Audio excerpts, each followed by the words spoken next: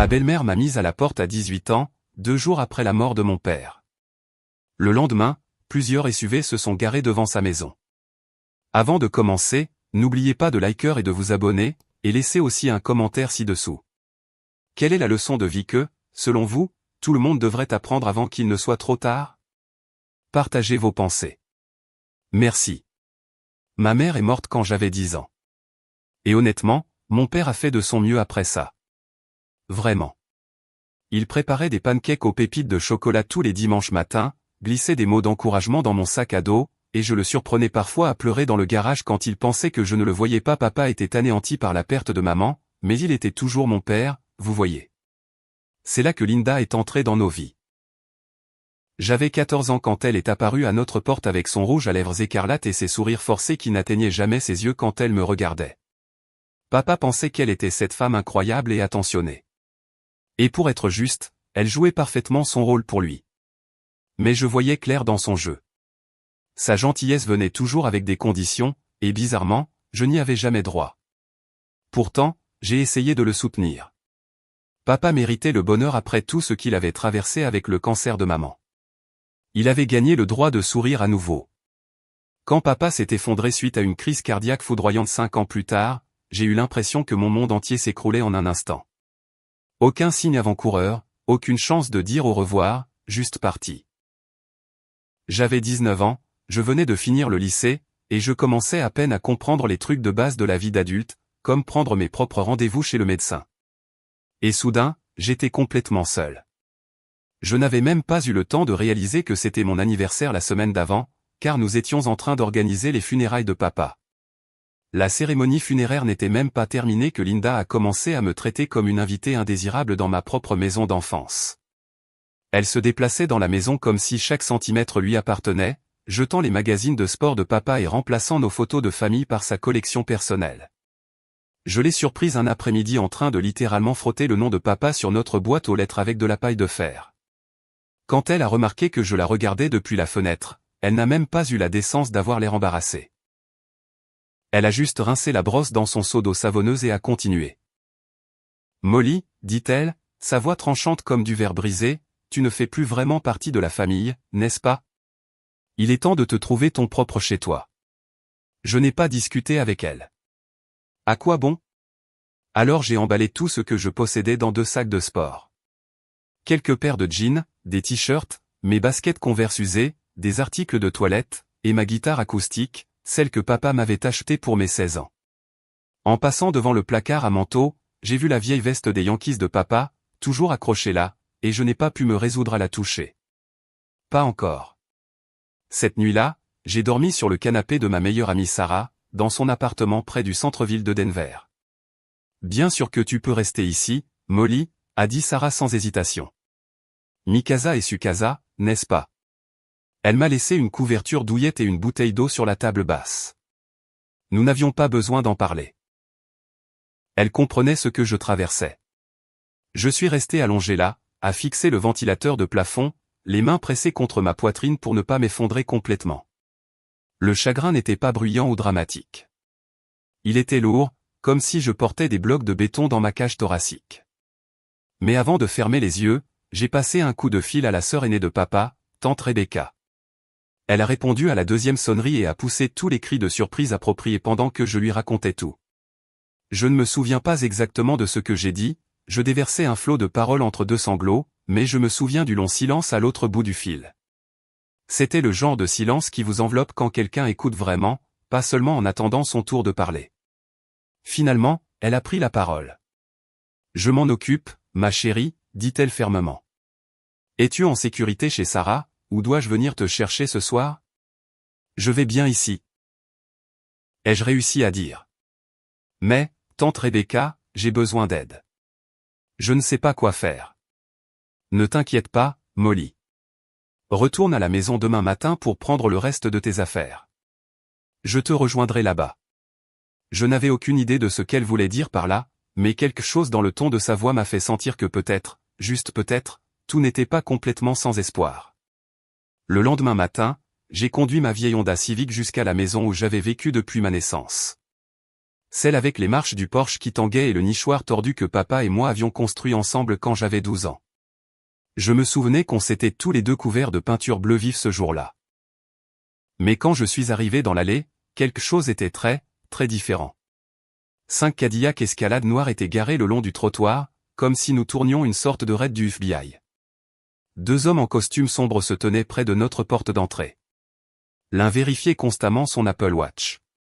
L'autre se tenait si immobile que je devais le regarder cligner des yeux juste pour m'assurer qu'il était bien humain. Mon cœur s'est mis à marteler contre mes côtes. Est-ce que Linda avait appelé une sorte de société de sécurité pour m'empêcher d'entrer dans ma propre maison? Je suis sorti de ma voiture, les épaules tendues, et j'ai sonné à la porte comme si je rendais visite à des étrangers. La porte s'est ouverte et Linda était là, pâle comme un fantôme et aussi stable qu'un château de cartes dans une tempête. « Oh, Molly, tu es là » dit-elle, sa voix soudainement dégoulinante d'une fausse douceur. « J'allais justement t'appeler, ma chérie. Ma chérie. » J'ai failli éclater de rire. « Qu'est-ce qui se passe ici ?» ai-je demandé. « Je suis juste venu chercher le reste de mes affaires. » Avant que Linda puisse répondre, tante Rebecca est apparue dans l'encadrement de la porte derrière elle, portant des talons hauts qui claquaient sur le parquet et un tailleur pantalon anthracite qui coûtait probablement plus cher que ma voiture.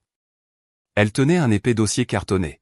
« Timing parfait », dit tante Rebecca avec un sourire à fendre des diamants. « Entrez toutes les deux. Mon équipe juridique est déjà installée dans le salon. N'est-ce pas, Linda ?» Je les ai suivies à l'intérieur, complètement confuses, tandis que Linda traînait derrière nous, l'air de vouloir soit crier, soit vomir. Peut-être les deux. Dans le salon, 2 avocats étaient assis à notre table de salle à manger. Un homme plus âgé, d'un calme olympien, lisait une pile de papiers à l'aspect officiel. L'autre, plus jeune, feuilletait des documents juridiques comme s'il avait fait ça 1000 fois. « C'est absolument ridicule », cracha Linda, faisant les 100 pas, « vous ne pouvez pas débarquer ici et... » Tante Rebecca a levé une main. « Assieds-toi », ordonna-t-elle.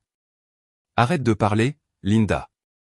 Ne compliquons pas les choses plus que nécessaire. » Linda s'assit à peine. Je planais près de la porte, anxieuse et confuse, essayant de donner un sens à cette pièce pleine de costumes et de tension. « Qu'est-ce que c'est ? Qu'est-ce qui se passe ?» ai-je demandé doucement. Tante Rebecca se tourna vers moi, son expression s'adoucissant comme si elle regardait une enfant effrayée au lieu d'une jeune femme de 19 ans. « Ton père n'a jamais mis Linda sur l'acte de propriété, ma chérie. Il a placé cette maison et tous les biens dans un trust. À ton nom, Molly. Il l'a mise en place juste après ton 18e anniversaire, a poursuivi tante Rebecca. Il ne voulait simplement pas que Linda le sache. Mais il n'a jamais eu la chance de te l'expliquer parce que... » Sa voix se cassa légèrement, parce qu'il n'était pas censé nous quitter si soudainement. C'était quelque chose qu'il prévoyait de te dire bien plus tard dans la vie, ma puce. Tu veux dire, que la maison est en fait à moi, ai-je murmuré. Je me suis souvenu de ma fête d'anniversaire pour mes 18 ans l'année dernière. Papa m'avait regardé avec une telle fierté quand je lui avais dit que je prenais une année sabbatique pour réfléchir. Il avait souri et dit qu'il comprenait, que je devais prendre mon temps. Je n'avais aucune idée qu'il planifiait mon avenir, un avenir dont il savait, d'une manière ou d'une autre, qu'il pourrait ne pas l'inclure. Tante Rebecca ne s'était souvenue du trust que lorsque Linda avait commencé à manigancer, et elle savait qu'elle devait agir vite. « C'est impossible », dit Linda avec un rire rauque. Michael n'aurait jamais fait une chose pareille sans me le dire. Un des avocats fit glisser un dossier sur la table vers elle. « Ceci est une copie certifiée conforme des documents du trust, madame, dit-il calmement. Vous étiez autorisée à vivre ici temporairement selon les termes du trust, mais maintenant que la bénéficiaire a atteint sa majorité et a demandé votre expulsion, vous n'avez plus aucun droit légal de rester sur la propriété. Vous ne pouvez pas me mettre dehors comme ça, balbutia Linda. Vous avez exactement 1 heure pour rassembler vos effets personnels. Ajouta le jeune avocat. Après cela, tout ce qui restera sera considéré comme une propriété abandonnée. J'avais l'impression de ne plus pouvoir respirer. L'air dans la pièce était épais et électrique de tension. La maison où j'avais appris à faire du vélo, où papa m'avait appris à faire ses fameuses côtes levées au barbecue, où j'avais pleuré mon premier chagrin d'amour, c'était la mienne. Ce n'est pas fini, dit Linda en se levant, tremblante. Un des avocats lui tendit une liste. Vêtements et articles de toilette personnelle uniquement, rien d'autre. Un homme en costume noir se posta près de l'escalier, les bras croisés, observant tout. « Qui sont tous ces gens et pourquoi y a-t-il 5 escalades dehors » ai-je murmuré à tante Rebecca. Elle leva à peine les yeux de ses papiers. « Sécurité privée » dit-elle d'un ton neutre. Mon associé est propriétaire de l'entreprise. Je ne faisais pas confiance à Linda pour partir tranquillement. Bien joué. Je ne m'attendais pas non plus à ce que Linda parte sans faire d'histoire. Linda est montée à l'étage en tapant du pied, marmonnant dans sa barbe comme une adolescente en colère. L'horloge tourne, lui a crié tante Rebecca. Linda a mis 53 minutes pour redescendre, traînant 2 valises surdimensionnées derrière elle comme si elles pesaient 1000 kilos chacune. Son visage était rouge et marbré.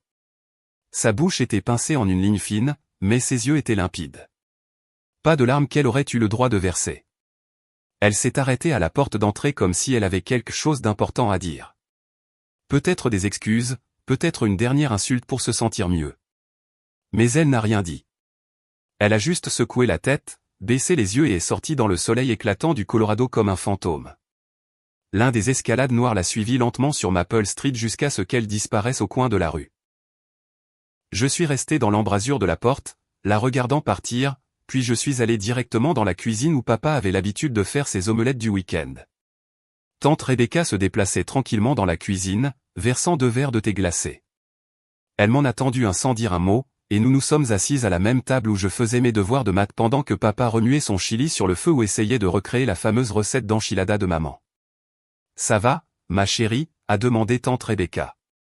J'ai hoché la tête, mais honnêtement, c'était plus un réflexe musculaire que la vérité. « Je crois, oui », ai-je dit. Nous sommes restés assises dans un silence confortable. Le réfrigérateur bourdonnait doucement. Dehors, un cardinal a chanté et a obtenu une réponse de quelque part dans la rue. « Tu sais, ta mère me manque vraiment, Molly », dit-elle soudainement. « Surtout son pain aux pommes et à la cannelle. J'en ai envie depuis des mois. Je suis nul en pâtisserie, mais je pense qu'on devrait essayer d'en faire. » J'ai souri pour la première fois depuis des semaines. On peut tout à fait faire ça. Papa a gardé toutes les recettes de maman dans cette vieille boîte en bois près de la machine à café. Nous avons trouvé la collection de recettes de maman et avons commencé à cuisiner. Je l'ai toujours détesté, dit tante Rebecca sans crier gare. Je sais que ça semble dur, Molly, mais c'est la vérité. Linda, il y avait juste quelque chose chez elle qui ne m'a jamais plu, dès le premier jour. Elle a essayé de réorganiser ma cuisine la première fois qu'elle est venue pour le dîner de Thanksgiving. Mais ton père, je suppose qu'il voyait quelque chose en elle que nous ne voyons pas. Ou peut-être qu'il ne voulait pas voir ce que nous voyons. J'ai mélangé la cannelle dans la pâte et j'ai hoché la tête lentement. Je comprends, ai-je dit. Pourquoi papa ne m'a pas parlé du trust ? Parce qu'il savait que Linda essaierait de manipuler la situation si elle le découvrait. Et honnêtement, ma chérie, je pense que ton père croyait qu'il avait plus de temps avec toi, a poursuivi tante Rebecca en mesurant la farine. Sa crise cardiaque est arrivée de nulle part et l'a privé de cette conversation. Il m'a fait confiance pour protéger ce qui était déjà à toi le moment venu. J'ai hoché la tête, sentant le poids de la compréhension s'installer en moi. J'aurais dû intervenir dès que Linda a commencé ses manigances après les funérailles. Mais je faisais mon deuil aussi, ma chérie. J'ai été paralysé alors que j'aurais dû agir. Merci, ai-je murmuré en hachant des noix pour le pain. Tu m'as sauvé. Tu as sauvé ma maison. Tante Rebecca s'est penchée et m'a serré la main. Tu n'allais jamais rester à terre bien longtemps, Molly. Tu portes le nom de ton arrière-grand-mère, Margaret.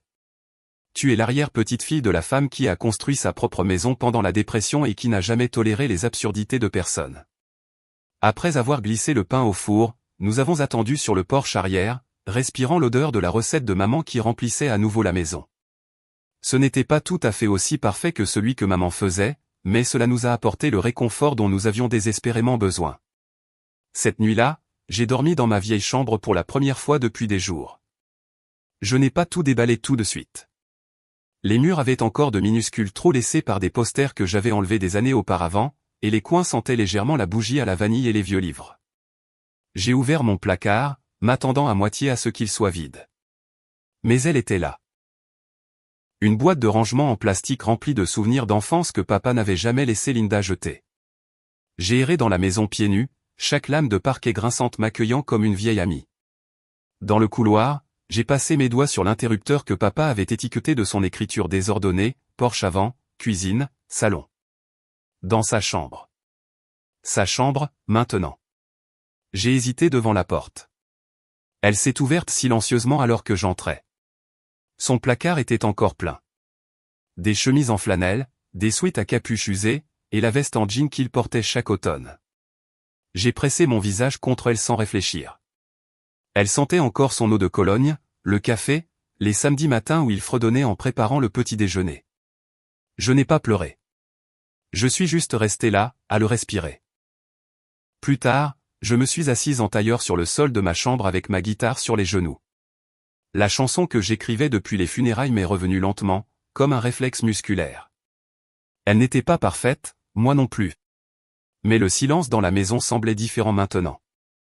3 mois plus tard, je suis assise sur les marches du Porsche que papa et moi n'avons jamais eu le temps de réparer, buvant du café dans sa tasse préférée des Denver Broncos, regardant le lever du soleil peindre notre rue en or.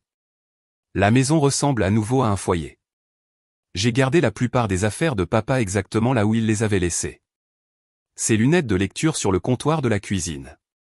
Son exemplaire taché de café du Denver Post toujours plié près de sa chaise. Même son chapeau de pêche porte-bonheur accroché près de la porte arrière. Non pas parce que je suis coincé dans le passé, mais parce que ces petits morceaux de lui rendent la maison chaleureuse au lieu de vide. Finalement, je n'ai pas pris cette année sabbatique. Il s'avère qu'hériter d'une maison à 19 ans s'accompagne de responsabilités que je n'avais jamais envisagées. Taxes foncières, factures de services publics, frais d'entretien. Je me suis donc inscrite à l'Université d'État du Colorado pour le semestre de printemps, avec une spécialisation en administration des affaires.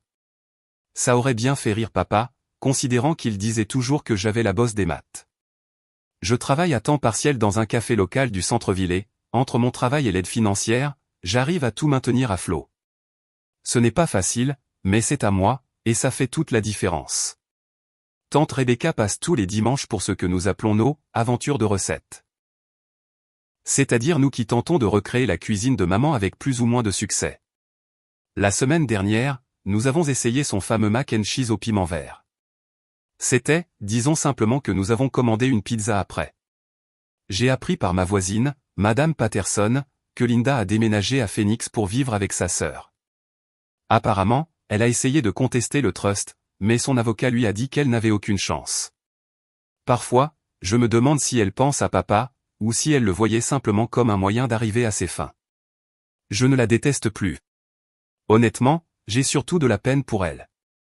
Elle a eu la chance de faire partie de quelque chose de vrai, et elle a choisi de me voir comme une concurrente au lieu d'un membre de la famille.